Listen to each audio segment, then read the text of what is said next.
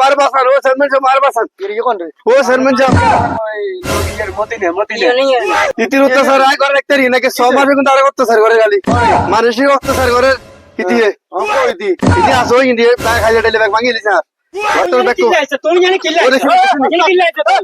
কিছে খ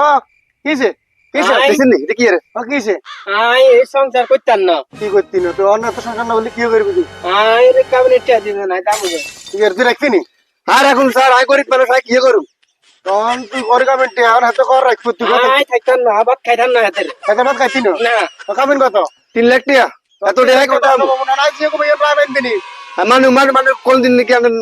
রাইনো মানছি নাকি আর মানবি নি আজ যে কো ভাই মানবি নি মানলে তুই আবি 9000 কি লাই আজকে যদি এত তোর দিয়ে রে হ্যাঁ তাহলে এত করতাম 3 গুণা 6 লাখ টাকা করতে পারতে করিবে না তুই অনাতে তুই নেবি 3 লাখ আরে কি কাজে দিবি